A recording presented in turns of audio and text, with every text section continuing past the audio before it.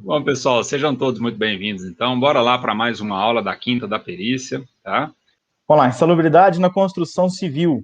Então, é importante ressaltar que o assunto que nós vamos abordar aqui não se esgota aqui, né? Então, é só uma pincelada do que nós encontramos aí como agentes possíveis geradores de insalubridade num ramo de atividades que ele é gigante no Brasil. Construção civil, você pega desde uma construção de uma casa, desde uma reforma de um passeio, até uma construção de uma hidrelétrica, né? Até uma pavimentação de uma rodovia que corta o norte ao sul do país. Então, construção civil é um ramo de atividade gigante e que, porventura, também, por consequência, tem muitas questões relativas à insalubridade, né? Exatamente, Thiago. E, além do que, é um setor que emprega muitos trabalhadores, né? Gera Muitos trabalhadores. E tem ali muitos riscos presentes, como você acabou de mencionar, né? Exatamente. Então, como o foco hoje aqui é insalubridade na construção civil, então, primeiro a gente começa aquela base de sempre, né, pessoal? Insalubridade, né? O que é insalubridade? É aquilo que provoca um dano a alguém, é aquilo que não é salubre, né? É o contrário de salubre. É insalubre, é uma situação que pode até mesmo, né, levar a doenças ocupacionais. Lembrando que os adicionais de insalubridade, 10, 20 ou 40%, grau mínimo, grau médio ou grau máximo, vai depender do agente de risco, né?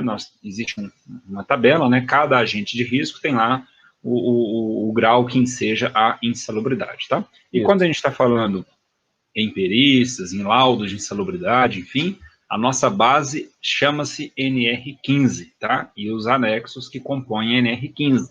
Quando a gente está fazendo um trabalho com objetivo de prevenção, né, Tiago, como um PPRA, um PGR, né?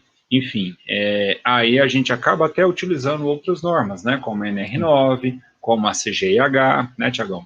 Mas quando a gente está falando de laudo de insalubridade, estamos falando de perícias, a nossa base para insalubridade é a NR15. Então isso precisa ficar bem claro.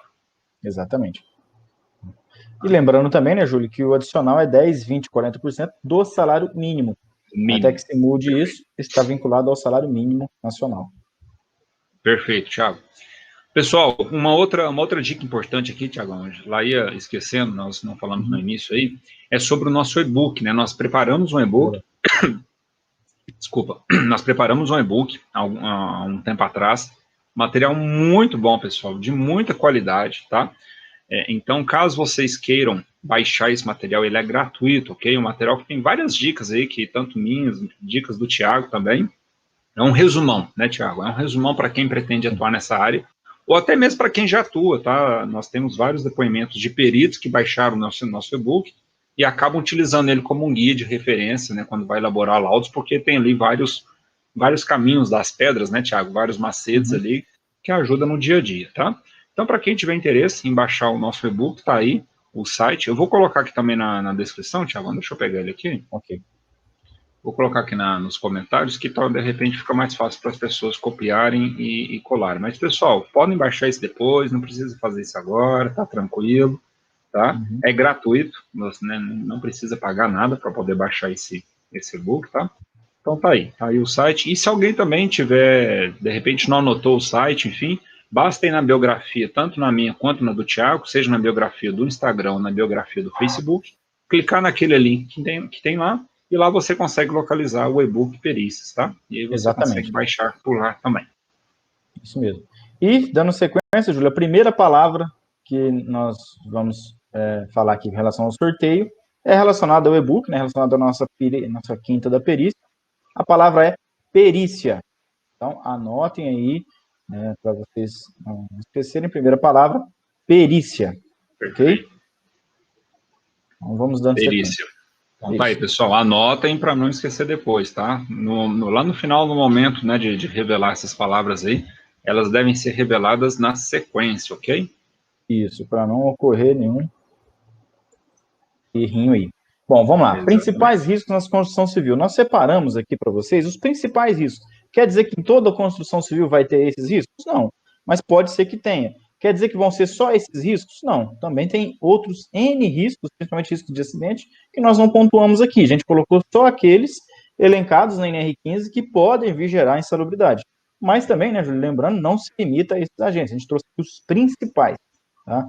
Principal risco, assim, o primeiro deles, a gente considera ruído, né? A construção civil tem ruído? É o que mais tem, né? Uhum. Betoneiras, máquinas pesadas, ferramentas rotativas, bate-estaca, entre N outras ferramentas, né? Até mesmo um martelo, né? Se você tem uma grande quantidade de pessoas trabalhando ali, quebrando uma parede, enfim, você tem a questão do ruído, né? Então, o ruído ele pode ser um agente gerador de insalubridade em grau médio na construção civil, devido a toda a operacionalização de ferramentas. E isso tende a crescer cada dia mais, né? À medida que você vai modernizando as estruturas. Obras de 60 anos atrás, tinha ruído? Tinha, mas às vezes você não tinha quantidade de equipamentos, era muita atividade manual, né? Hoje você já tem vários dispositivos e equipamentos que auxiliam, né, os trabalhadores da construção civil e que, porventura, aumentam também a probabilidade do ruído. Ô, Thiago, dias atrás eu vi uma máquina, por exemplo, ela produzia um ruído também. Era uma máquina de fazer a construção da parede, levantar a parede, cara. Não sei se eu compartilhei esse vídeo contigo. Né? Ela vinha fazendo toda a preparação da parede, colocando cimento, tijolo, já posicionando isso de forma bem linear, né? De forma automatizada e linear, enfim, não tem um erro humano aí. Muito interessante, cara. Então, é apenas complementando o que você falou. Cada dia mais, né, a tecnologia tá vindo aí. E tudo tem os prós e os contras, né? Tem a parte de automação aí, de você, de repente, tirar a pessoa do risco, né? Mas, ao mesmo tempo, você também está tirando essa pessoa do trabalho dela, de repente. Você tem a inserção do ruído. Antigamente, o cara sentava uma parede ali, né, com massa, jogando a massa e assentando tijolo. Basicamente, não tem a presença do ruído, exceto a betoneira, que talvez está ali do lado preparando a massa, né? Mas instala e coloca uma máquina dessa, então você acaba trazendo um ruído para esse ambiente, mas você tira o trabalhador ali do risco. Enfim, tudo tem o ônus e o bônus e o ônus. Né? Bom, dando sequência aqui, um outro risco que nós encontramos, né, de forma frequente na construção civil é o calor, né? Principalmente ali naqueles trabalhos a quente, né? Trabalhos como solda elétrica, trabalhos com maçarico, é muito, muito comum, né, na construção civil você utilizar solda, maçarico, enfim. Então, existe aí a presença, né, de um equipamento, né, de uma fonte artificial de calor. Então, é preciso quantificar para entender se isso está acima ou abaixo aí dos níveis, né, dos limites de tolerância. Né? Uma outra atividade também que tem a presença do calor, por exemplo, preparação de massas asfálticas, né? A questão ali do betume, né? Ele é quente, né? Aquela matéria-prima dele é muito quente, né? Inclusive, aí não vai afetar só na questão do calor, né? O betume, ele também está relacionado lá no anexo 13, agentes químicos, né? Da NR15. E aí, se houver algum enquadramento de calor, a insalubridade é em grau médio, 20% do salário mínimo. Você falando da questão do betume, eu lembrei também que existem alguns agentes químicos utilizados, por exemplo, para impermeabilização de paredes, em que você mistura a liga A com a liga B, né, e ele forma uma reação. E essa reação química, geralmente, ela é exotérmica, ou seja, ela solta calor.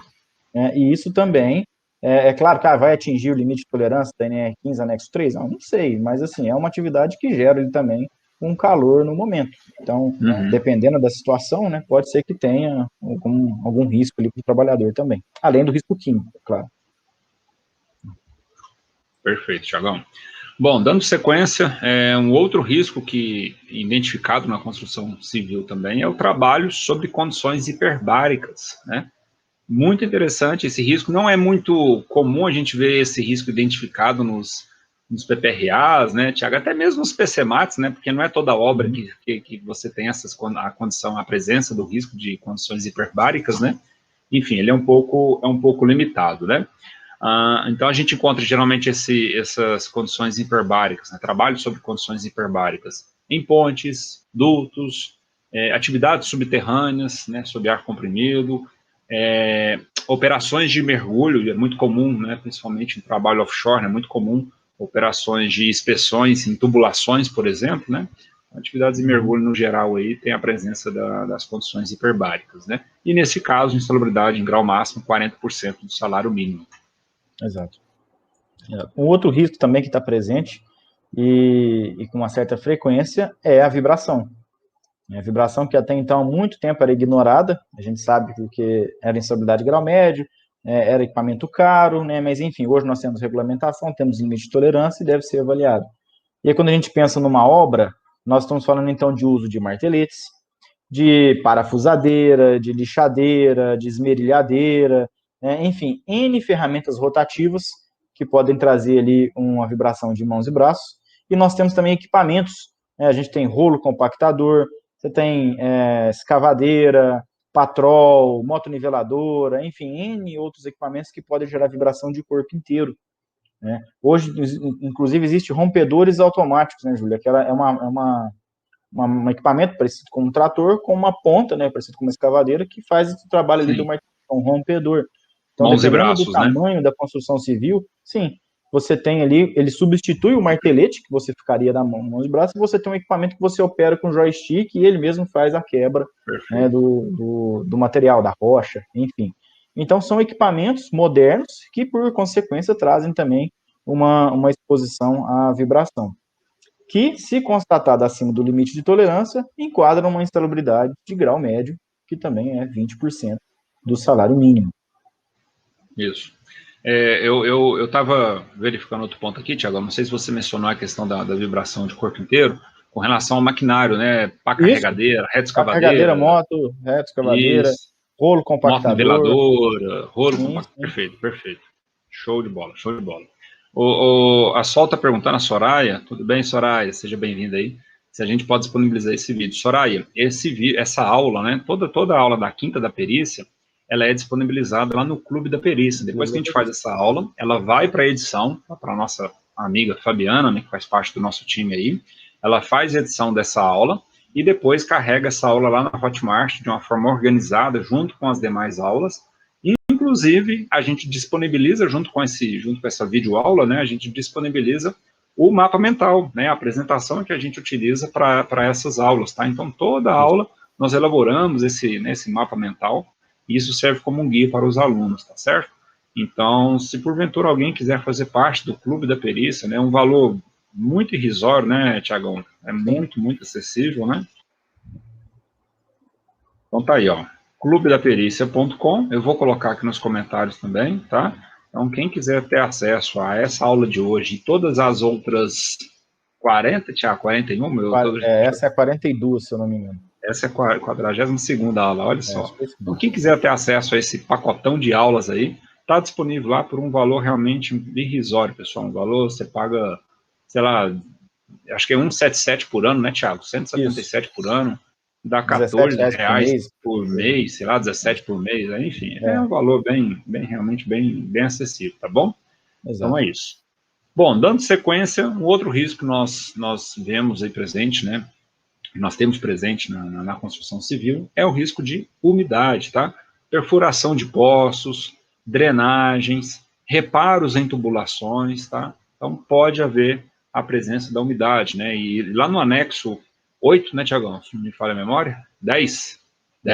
Anexo 8 é vibrações, né? Lá no anexo 10, anexo 9, frio, anexo 10, isso, umidade. Lá no anexo 10 fala que o trabalho em locais encharcados ou alagados podem ser já insalubridade. Deixando claro, pessoal, que não é porque existe a presença desses riscos que já dá o direito à insalubridade. Claro. A gente isso a gente deixa muito claro sempre. Pode ensejar insalubridade. Porque a própria NR15 ela fala, né, que se for adotadas medidas de proteção, as medidas protetivas, sejam elas coletivas, administrativas e individuais, que mantenham a concentração abaixo do limite de tolerância ou que não expõe o trabalhador ao risco, a insalubridade ela pode ser eliminada, tá? Então, deixando sempre claro essa situação, tá certo, pessoal? Então, a umidade fala isso, né, lá no anexo 10. Trabalhos em locais encharcados ou alagados podem ensejar insalubridade, e se ensejar, a insalubridade é de 20% do salário mínimo, que é o grau médio. Eu, inclusive, Tiagão, na semana passada, eu estava numa condição insalubre, né? Eu estava em local encharcado, local úmido, né? Isso. Uhum. Eu até fiz uma brincadeira lá nos stories, eu mandei, pessoal, isso aqui eu acho que dá né, pode ensejar uma insalubridade, né? Isso, pede lá, adicional, entra na justiça lá, mostra lá que você estava na praia em Maragogi, se você vai ver ganhar alguma coisa. Mas tá você certo. Sabe, Tiagão, E agora é interessante, né? Falando sério aqui, sem brincadeira, o pessoal que trabalha ali nos mangues, né? Que tem uma atividade Sim, profissional mesmo, trabalha nos mangues, que é um local encharcado e alagado, né? Ali sim existe presença da umidade, né? Que se não forem claro, tomadas medidas preventivas, podem ensejar insalubridade, né? com certeza, com certeza. E aí, Júlio, a gente entra na questão dos agentes químicos, né? Mas pode ter agente químico na construção civil? Eu diria que é o que mais tem, né? Você tem uma infinidade de agentes químicos que podem ser aplicados e ensejar, por consequência, a insalubridade na construção civil. Antes de continuar, eu vou falar a segunda palavra, pode ser, Júlio? Opa, vamos lá, Segunda vamos lá. palavra-chave. Segunda palavra-chave, então, é obra, ok? Segunda Perfeito. palavra, obra. Anotem aí, certo? Lembra lá da obrinha, uma obra, Beleza. beleza? Então, vamos lá.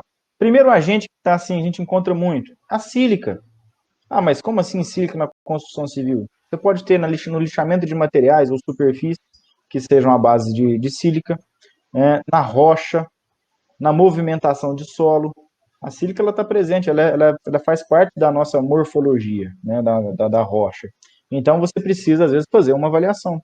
Às vezes, no momento de terraplanagem, você tem uma grande dispersão de poeira e essa poeira pode conter ali uma sílica livre cristalizada. Lembrando que não é toda e qualquer sílica que vai ensejar ali o adicional, é só a sílica Uhum. livre cristalizada. Então, quando você for fazer a sua avaliação ambiental também, é importante que você defina o método correto da avaliação, porque existem metodologia, por exemplo, isso já é conhecida, de difratometria de raio-x, ela consegue detalhar exatamente se aquela sílica ali é uma sílica amorfa ou se é uma sílica cristalizada. Tá?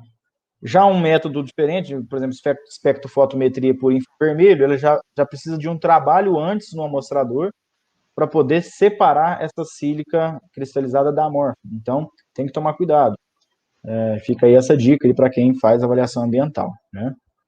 Outra agente que nós temos também é o hidrocarboneto. Né? São os hidrocarbonetos, famosos hidrocarbonetos aromáticos. Por quê? Porque você pode ter atividade de pintura, né? Então, lá você pode ter uma infinidade de vapores, né? De vapores orgânicos. Então, pode ter ali o benzeno, tolueno, xileno, etilbenzeno, que aí você precisa comparar lá no anexo 11. Você pode ter atividade de lubrificação. Então, mas é uma construção civil, por que tem que lubrificar? Porque às vezes você tem uma máquina ali, um bate-estaca, um rompedor, que você precisa fazer a lubrificação constante daquele equipamento. Né? Às vezes você tem a questão da aplicação de verniz. Então, estou fazendo uma obra onde tem muito madeiramento, você precisa ter uma aplicação de verniz. Estou fazendo uma obra onde tem aplicação, tem metal pesado, você precisa ali colocar revestimentos naquele metal para ele não oxidar. Enfim, são vários produtos químicos que você pode aplicar ali, né? Lembrando sempre, pessoal, que você tem que se basear na FISPIC para determinar o correto agente ativo, o correto princípio ativo, para você saber como você vai fazer o devido enquadramento e gestão, se nós estivermos falando aqui de gestão de risco, né? Não caracterize tudo como hidrocarbonetos aromáticos, ou não caracterize tudo como vapor orgânico. Eu vou fazer uma varredura de vapor orgânico e eu vou captar tudo. Esquece isso, tá? Baseie-se sempre no princípio ativo do produto que você está aplicando e nas interações que ele pode acontecer com o material a ser aplicado ali. Né? Um pouquinho de química. Né? Um outro agente que pode estar presente também, e esse tem com grande quantidade, é o álcool cáustico, né? Os famosos álcoois cáusticos. Né? Esse dá o que Aonde? falar. Esse dá o que falar. Aonde que nós podemos ter? Isso é importante dizer, porque vai depender muito da forma como você faz a massa, da preparação. Então, pode acontecer a presença do álcoois cáusticos na preparação de massas e concretos, né, à base de cimento, por exemplo. Tá?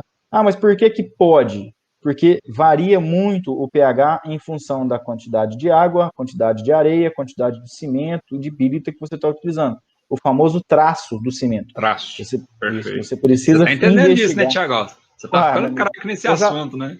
só nessa semana passada, eu acompanhei 8 perícias Olha aí. na construção civil. E vou te falar um negócio. Nenhum perito avaliou álcoois cáusticos, nós estamos ali discutindo isso. Tem perito que não sabe nem o que é traço de cimento. Tá? Então, é importante que se saiba. Dependendo da situação que você está fazendo ali, ele não é um álcool cáustico. Lembrando que para ser álcool, ele tem que estar com pH acima de 7 para ser alcalino, Uhum. e para ser cáustico, o pH dele tem que estar acima de 11,5. Tá? Isso está definido lá no GHS, Sistema Globalmente Harmonizado, do mundo todo, tá? Traduzido aqui pela nossa ABQUIM, que é a Associação Brasileira da Indústria Química. Então, é de 11,5 para cima. Avaliou o pH, deu 11,4 para baixo, não é álcoolis cáusticos. Deixando claro, né, Tiagão, que nem toda substância alcalina é cáustica. Né? Então, tem muita gente que identificou a FISP lá, às vezes o profissional identifica na FISP que a substância é alcalina. Opa, então há enquadramento no anexo 13. Opa, calma lá. Isso, né? Precisa saber se ela é cáustica, né? Se ela tem esse poder de queimar, né? De queimadura, né? De causar. Nós bebemos águas alcalinas, a gente compra isso no supermercado, então cuidado, né? Nem tudo que é alcalino faz mal. Tá? Um outro risco que nós temos também na construção civil é o manganês. Tá? Manganês e outros metais que podem estar presentes na solda, tá? É um exemplo.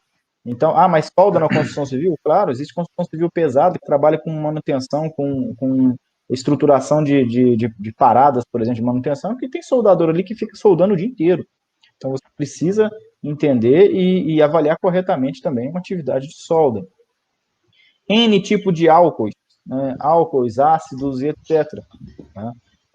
Aí varia muito, né, Júlio? Você tem aplicação ali de álcool para fazer revestimento, laminações, preparação de superfície.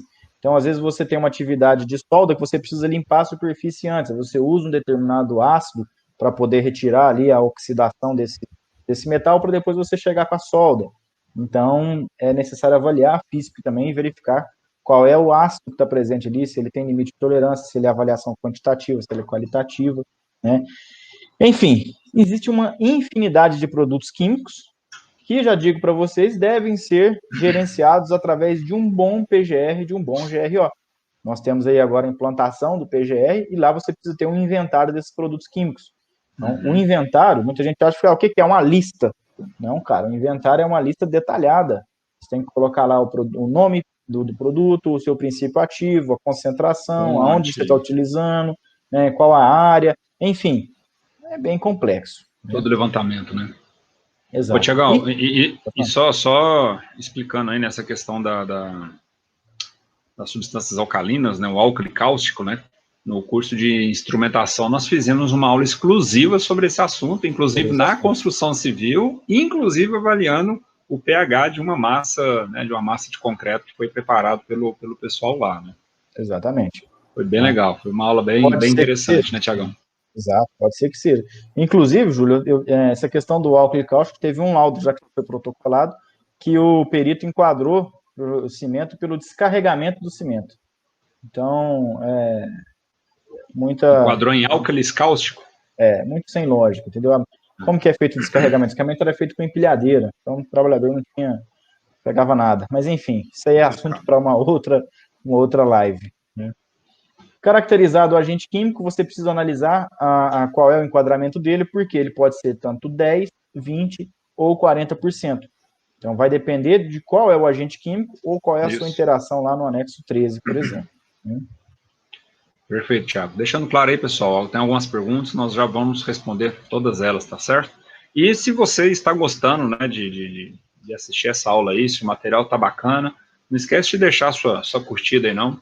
Isso ajuda muito ao nosso, né, ajuda muito aí para a gente entender que se vocês realmente estão gostando do assunto, para que a gente possa trazer esse assunto outras vezes aqui, tá?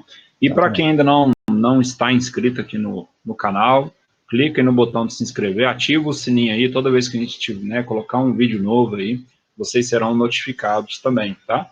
Então, a gente faz o convite aí para que vocês deem o like e também se inscrevam. E também, se porventura também não estiver gostando da aula, pode dar o dislike aí, que a gente continua amigo do mesmo jeito, até porque a gente não consegue ver quem curtiu e quem descurtiu, né? Quem não curtiu. Então, tá tudo certo. Se você tá gostando, curte aí. Se não tá gostando, dá o dislike aí, né, Tiagão? É isso aí. Tiagão, vamos já informar a terceira palavra para que as pessoas possam já deixar isso anotadinho e daqui a pouco a gente já vai fazer o sorteio, pode ser? Pode ser. Terceira palavra, então, é gestão. Show. Ok? Perfeito. Gestão. E quem ainda, porventura, não encaminhou o nome e e-mail para poder participar do sorteio, vamos dar aí mais 5 minutinhos de prazo, tá? Então, até às 20h10 é o prazo para poder encaminhar o nome completo e e-mail para o número que está aparecendo na tela. É só mandar mensagem de texto, não precisa ligar, não precisa mandar áudio, mensagem de texto para esse número aí, para que vocês possam, né, participar do sorteio. Então, até às 20h10 é o horário limite. Sabrina está nos ouvindo aí, está acompanhando a Quinta da Perícia também, que está no suporte técnico aí. Então, 8h10 você já pode fechar a lista e fechar a planilha para que a gente possa fazer, então, o nosso sorteio, tá? Isso, Irã, exatamente. Ó, Sabrina não confirmou se recebeu. Como eu informei no início aqui da aula, não vai confirmar, tá? Ela não manda uma resposta, né? Olha, pessoal, ok, recebi. Não, não, não. Não esperem essa resposta, porque são várias mensagens, né? São várias mensagens chegando para ela, então não tem como ela confirmar para todo mundo, tá? Mas se você encaminhou para esse número o seu nome e e-mail, tá tudo certo, o seu nome vai estar no sorteio. Não aguardem confirmação, porque não vai ter, tá, pessoal? E continuando aqui, o último risco que nós separamos aqui para comentar com vocês é o risco biológico, né, que também pode estar presente na construção civil, em manutenção, por exemplo, né, manutenção de tubulações de esgoto, né, é comum a gente ver isso na construção civil, tá? Exatamente. E caso for enquadrado aí o risco biológico, a insalubridade, ela é de grau máximo, 40%. Na verdade, o risco biológico tem os dois lá, né? Mas para esse tipo para esse tipo de atividade é 40%, né? Mas a insalubridade de risco biológico, ela é 20% ou 40%, né, Tiagão? Exatamente, exatamente. Júlio, só uma pausa rapidinho, lembrando que nós temos uma lista de espera também para o curso de perícia. O lançamento vai ser breve, né? Daqui uns dias nós vamos fazer o lançamento do curso de formação de peritos, 7ª turma. Então, nós já estamos aí na 7ª turma de formação de peritos judiciais e assistentes técnicos SST. Se você não quiser perder essa oportunidade, entra aí no cursoperícia.com, tá aqui, o Júlio colocou o linkzinho ali. cursoperícia.com, coloca o seu nome lá, faz o seu cadastro, porque assim que a gente lançar, você vai conseguir fazer a sua inscrição com um valor abaixo do que nós estivermos divulgando. Então, quem está na lista de espera, paga mais barato. Certo? Por que isso? Porque a gente entende que você já está na espera, cara. Aquele cara que está ali esperando, ele tem a preferência. Tá? Então, não perca essa oportunidade. Mais de 50 horas de curso, tá? Aula ao vivo, N bônus, né, Júlio? Vou colocar só um dos bônus aqui. Você vai ter uma aula exclusiva com o juiz do trabalho, para poder tirar todas as dúvidas que você quiser com ele. E várias outras coisas, né? Vários bônus, modelos de laudo, modelo de parecer técnico. A gente vai te ensinar como é que você vai fazer seus quesitos, né? Como é que você vai fazer a sua implementação, como é que você vai montar o seu laudo, como é que você vai fazer o agendamento, fazer perícia, isso. O agendamento da perícia, o início da perícia, como é que você vai conversar com o juiz, onde eu quero pesquisar ser perito, na hora do trabalho. Quero ser perito. O que eu tenho que fazer? Nós temos uma aula para isso. Né? Eu quero ser assistente técnico. Quero ser assistente. O que eu tenho que fazer? Isso. Tem um caminho das pedras.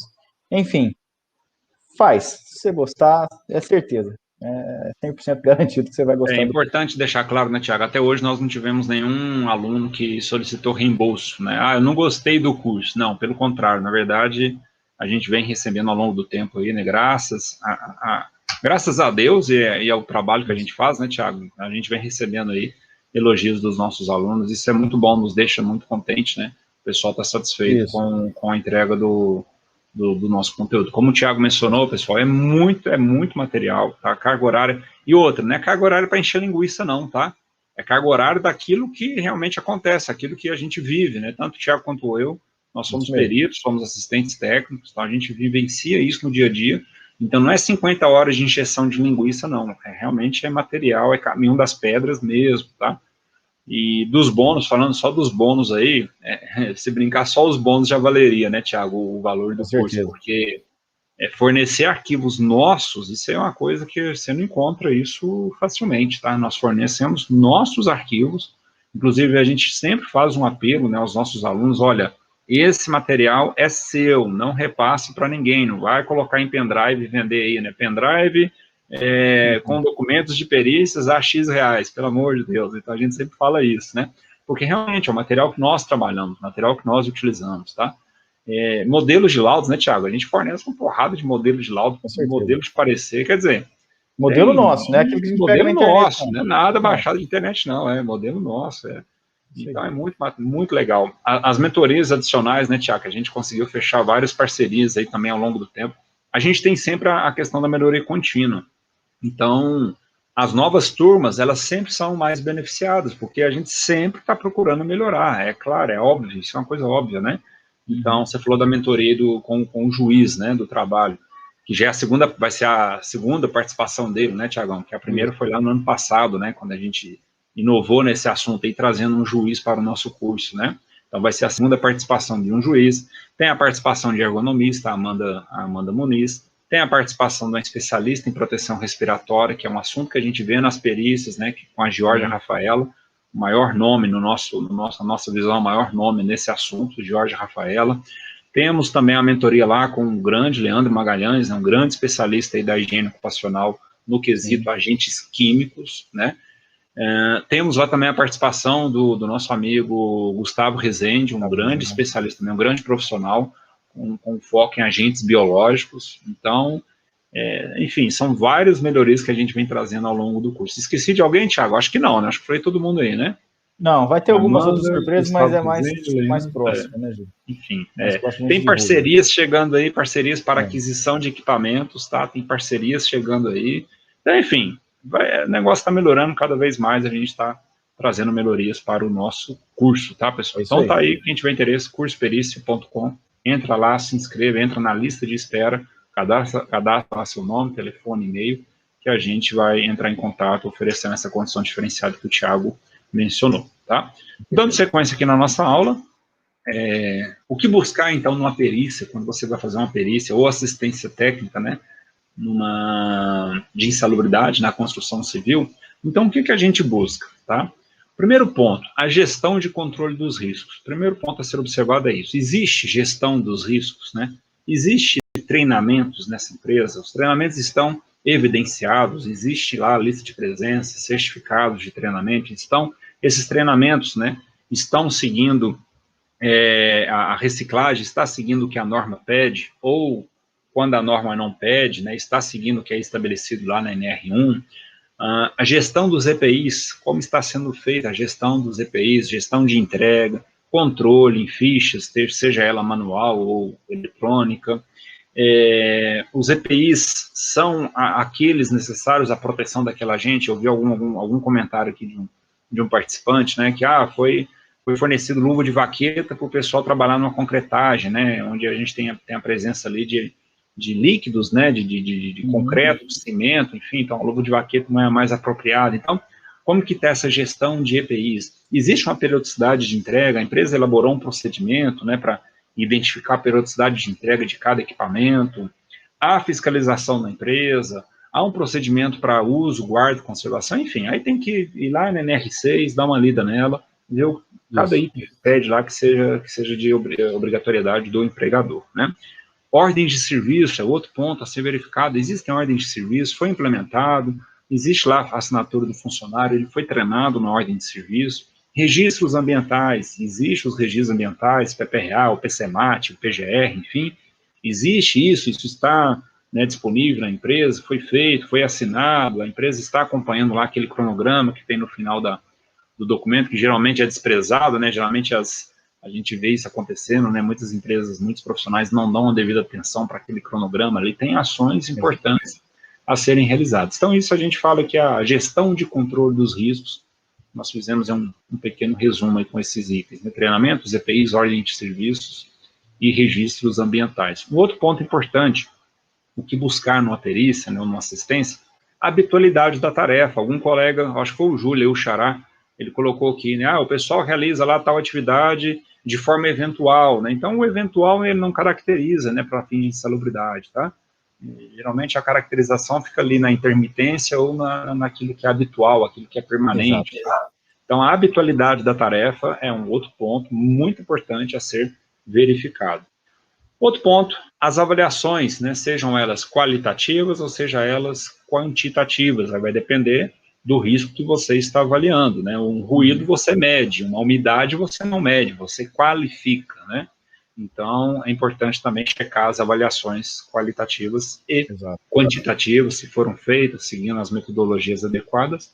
E, por fim, a inspeção no local de trabalho. Não existe perícia sem realizar a inspeção no local de trabalho. No mínimo, É muito importante identificar a atividade, o local, os serviços que são realizados, entrevistar paradigmas, né, conversar com paradigmas, ou seja, as pessoas que executavam, que executam atividades similares àquelas do reclamante. Então, tudo isso é um conjunto, né, Tiago? Nós fizemos um resumão aqui de coisas, né, de itens a serem buscados em uma perícia.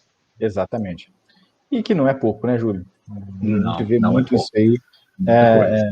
Como eu falei, estou acompanhando aí algumas perícias para um cliente, que era uma construtora, e nós temos um problema lá, eu até postei isso nos meus stories, amanhã eu vou vir trazendo a participação que o pessoal teve, né, sobre a inspeção no local de trabalho. Cara, nós estamos com mais de 20 processos e não tem mais obra. A obra acabou, a empresa foi embora, ficou só o resultado da obra. Como inspecionar o local de trabalho? Né? Perfeito. Então, tem que fazer? Tem, cara. Você tem que inspecionar o local de trabalho, tá? Você tem que ver onde eram as frentes, você tem que visitar, você tem que saber ali os distanciamentos, enfim, onde o cara trabalhava realmente, tá? Então, é muito pano para manga e o perito ele tem que saber como administrar aí essa diligência pericial. Júlio, vamos para as perguntas do pessoal, depois a gente já faz o sorteio, pode ser? Vamos lá. Deixa eu chegar aqui nas perguntas. Vamos lá. Então, podemos encerrar a ficha, né? O pessoal que tinha que mandar o nome já mandou. Era até 8h10, já foi, já foi. Perfeito, já foi. Bom, o Xarai colocou, né, o Júlio César Serapião, na empresa tem marteletes, rompedores que são usados de forma eventual. Nesse caso, o funcionário poderá reclamar? Poder reclamar, ele até pode, né? Qualquer trabalhador pode entrar na justiça, enfim. Mas, como é de forma eventual, ô Júlio, então acho difícil o enquadramento, tá? Agora tem que pensar o seguinte, tá? O que é esse uso eventual? Por exemplo, você falar que usa um martelete de forma eventual numa obra, pode ser arriscado. Pode ser que o cara fique o dia inteiro ali. Se ele tiver que quebrar um piso, por exemplo, aí de 10, 20 metros quadrados, cara, é o dia inteiro. Tá? Ah, mas foi 3 dias durante a obra. Beleza, mas durante esses 3 dias foi uma atividade habitual. Então, teria que avaliar para esses 3 dias. Enfim, é complexo isso. Tá? Eventual que eu entendo, né? O Júlio também tem um entendimento parecido, é aquele negócio, olha, eu não tenho costume de operar, hoje faltou o fulano de tal lá, eu fui designado para operar esse martelete e usei ele por poucos minutos. Tá? Aí é um enquadramento eventual. Ok. O Júlio colocou também, presenciar uma situação em que os funcionários estavam fazendo um contrapeso grande, de pelo menos 10 metros quadrados, os funcionários usavam luvas de vaqueta, né? Exatamente, não é a luva mais apropriada. Qual é a luva mais apropriada? Verifica sempre a FISPIC do produto, né? E lá vai ter a indicação, geralmente é uma tem a luva... continuação da pergunta dele, Júlio. Opa. Vaqueta, o correto é nitrílico para garantir a impermeabilidade, correto? Isso, exatamente, é o que eu ia comentar. Verifica a FISPIC, né? Algumas FISPICs vão pedir luva nitrílico, outras vão pedir luva PVC, tá? E também existe uma questão, pessoal, é preciso verificar até mesmo com o próprio fornecedor, né? O próprio fornecedor ele consegue te dar essa informação, porque a FISPIC, às vezes, ela traz informação de forma um pouco genérica, né, Thiago? Ao usar luva impermeável, deixa um pouco no ar, né? Então, de repente, é importante você entrar em contato com o seu fornecedor de equipamentos, né? Olha, eu tenho aqui um contato com XYZ, né? Tais produtos químicos, quais seriam as luvas mais apropriadas, né? E aí ele vai te apresentar e você observa também o CA, né? Naquele campo, né? Aprovado para. Então, atenção naquele campo do CA também, tá? Exatamente. Pergunta do Irã, hein, Tiagão? Deixar você falar. Vocês já tiveram vários pareceres onde o reclamante perde no processo devido à reclamada implantar e provar as medidas protetivas? Com certeza. Tá? Hoje em dia, inclusive, a gente estava até discutindo isso junto com os peritos na terça-feira, que hoje está bem complicado você... como é que fala? Está bem complicado hoje você já chegar com um parecer pronto. Tá? Muitas vezes você estuda o processo e fala, não, essa perícia é fácil, né? Essa perícia aqui eu já vou focar em tal coisa, mas você chega lá e você vê a gestão. Então, as empresas estão evoluindo e estão tendo cada vez mais gestão. E aí, realmente, fica mais difícil o fechamento do trabalhador, da perícia ali, se você não fizer uma análise correta. Então, a tendência é essa. Ok, pergunta do Kleber Teixeira. As avaliações dos traços de cimento foram avaliadas por meio de fitas para ser verificado o pH? Ó, Eu o acredito, perito, eu em acredito si, que era ele hora nem que você fez o avaliou. comentário, né, Thiago? Nenhum deles avaliaram. Eu falei, doutor, vamos fazer a avaliação do traço de cimento. Ah, mas não tem obra, mas a gente faz uma aqui. Não, não precisa não. Eu falei, doutor, eu tenho, então, a avaliação do pH. O senhor quer? Eu te passo. Nós fizemos a avaliação, eu fiz com um equipamento mesmo, um pHmetro, tá? Fiz todo o processo de calibração, tudo certinho. Falei, eu tenho para te enviar. Não tem necessidade. Eu falei, doutor, então toma cuidado, não olha só pela física, senão não vamos ter dor de cabeça com isso, não, mais para frente. Mas nenhum quis. Até agora Perfeito. também nenhum caracterizou pelo álcool cáustico, pela massa de cimento. Tá? Ok. Pessoal, tá passando na tela de vocês aí também o Instagram do Thiago, meu Instagram também. Se porventura vocês ainda não acompanham nosso trabalho nas redes sociais, deixa o convite para que vocês possam nos acompanhar, nos seguir aí nas redes sociais, tá? Tanto no Instagram, Facebook, basta você pesquisar por Enge Thiago Lindo ou Enge Júlio Botelho, vocês vão localizar. Vamos lá, próxima pergunta aqui. Pergunta do Júlio Serapião. Na empresa, o funcionário utiliza maçarico daqueles pequenos, a gás. Pode caracterizar a periculosidade? Ele é um cilindro de mão. Não, se for o cilindro de uso mesmo, se tiver lá com o seu oxacetileno, né, o conjuntinho, não gera periculosidade, tá? Você tem que tomar cuidado com os acessos. Quem é que adentra a área de risco para poder fazer a troca do cilindro, tá? A arrumação dos cilindros naquela área. Então, aquilo ali pode sim gerar. Mas o uso em si do maçarico, não. Perfeito. Vamos lá. Nosso perfil mandou uma pergunta. Atividades em rios poluídos têm enquadramento legal? No caso aqui seria enquadramento com riscos biológicos, né, Tiago? Mas aí precisa checar se existe Vai depender esse do enquadramento enquadramento lá no específico. ANEF 14, tá? Qual que é a atividade, tá? Porque pode entrar como galeria de esgoto, né? Tubulação, sim, mas nós precisamos ver o que vai entrar nessa questão, tá? Até que nível que é essa poluição. Tá? Perfeito. Elizabeth comentou que o nome dela já está na lista de espera. Que legal, Elizabeth. Vai ser muito bom ter você lá como aluna, viu? Muito bom mesmo. Show de bola. O Júlio perguntou: para caracterizar a insalubridade nas atividades de construção civil, somente são aqueles realizados de forma habitual e permanente? Exatamente. E também, o Júlio, tem a questão da intermitência, tá? Intermitência também, existe até mesmo uma súmula técnica, que nós chamamos, né? Que equipara a intermitência com permanente, tá? Então, fica de olho nesses dois tipos de exposição, tanto permanente quanto intermitente, certo, Thiago? Quer complementar? Exatamente. É isso mesmo, é só mesmo a exclusão do eventual. Certo. O eventual não caracteriza. Vamos lá. O Ronan comentou aqui, só não pode querer enquadrar insalubridade para agentes biológicos em atividades de implantação da rede de esgoto, exemplo, construção de edifícios residenciais. Exatamente, né? Está construindo, não tem nada ali ainda, não tem nenhum agente de risco, acho que seria isso que ele quis dizer, né, Thiago? Sim, exatamente. É a mesma coisa do eletricista que monta, passa fio, né, em residência. Só vai ter energia quando tiver o padrão, né? Então, não tem condição. Tem que saber separar isso, né? Exatamente. Vamos lá, mais perguntas aqui. Pergunta do Guidoval. É verdade, eu peguei um descontão no curso de instrumentação. Sim, Legal. sim, exato. É isso aí. Nós temos opção, pessoal, quando a gente vai lançar quando nós formos lançar essa próxima turma também, do curso de perícia, se a pessoa já quiser adquirir os dois, né, o pacote completo, né, Guidoval? Eu quero adquirir o curso de perícia e já o curso de instrumentação. A gente oferece uma condição bem diferenciada, tá? Muito obrigado, Gisele, valeu demais, tá? Muitíssimo obrigado, valeu mesmo. Cadê outra pergunta aqui? Do Júlio, vamos lá. É comum a empresa colocar pedreiros auxiliares para limpar caixa de gorduras. Se os EPIs não forem específicos, caracterizarão insalubridade? É a mesma coisa. Tá. Quer comentar, Julião? Ou Thiago? Não, vai depender muito da questão de que tamanho que é essa caixa de gordura, tá? Uma caixa de gordura que você coloca só ali a ferramenta para poder fazer a limpeza é uma situação. Tem caixa de gordura que você só consegue limpar se você trouxer um caminhão, né, de hidrossaneamento para poder fazer a limpeza. Então varia muito do volume, certo? Além disso, o que tem nessa caixa? É só gordura mesmo? Porque tem gente que usa caixa de gordura para tratamento de esgoto, né? Então, tem muita situação ali, muita nuance que pode girar no meio disso tudo, tá? É importante, né, você sempre analisar a atividade, analisar o que está sendo feito ali, verificar os EPIs, as medidas protetivas, tá? E verificar também a questão da norma.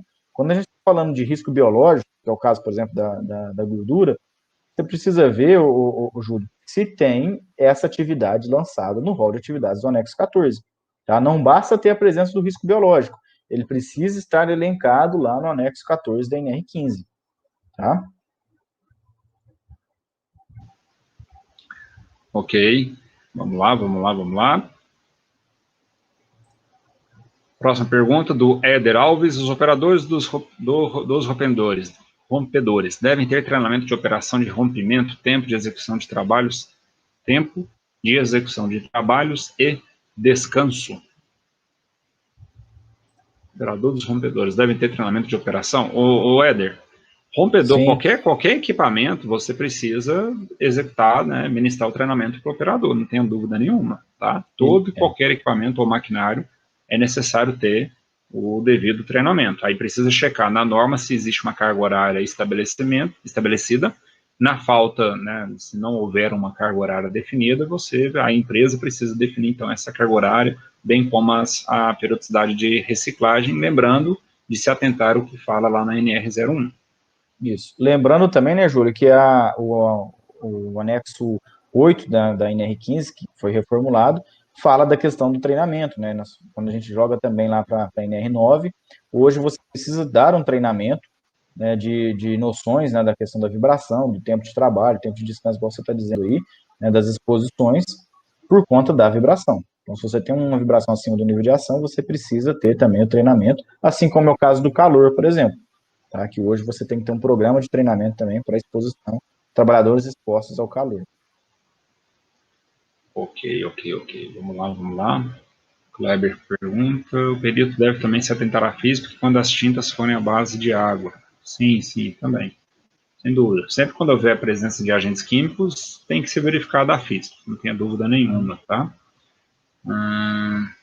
Cadê? O Thiago comentou, né, ó, no TRT2 não são mais aceitos enquadramentos por álcalis devido à súmula. No TRT3 também, tá? Nós estamos agora com uma discussão no TRT15, tá? Mas eu acredito que isso vai ter algum posicionamento do TST, tá? Porque realmente, né, enquadrar álcalis por cimento, né, no caso específico só do pó do cimento, realmente já está sendo um entendimento no jurídico que não tem essa aplicação.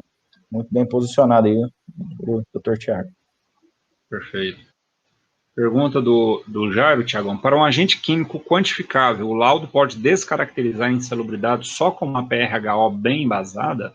Não, se ele é quantificável, a não ser que na sua PRHO tenha a avaliação, tá? Mas geralmente a análise ela é preliminar, né? Por isso que chama PR, então você não fez a avaliação quantitativa ainda. Então, não. A não ser que você deixe claro, né, que não existe a exposição na PRHO, tá? Então você não precisa avaliar aquilo que não tem exposição. Agora, se existe a exposição, ela tem que ser quantificada.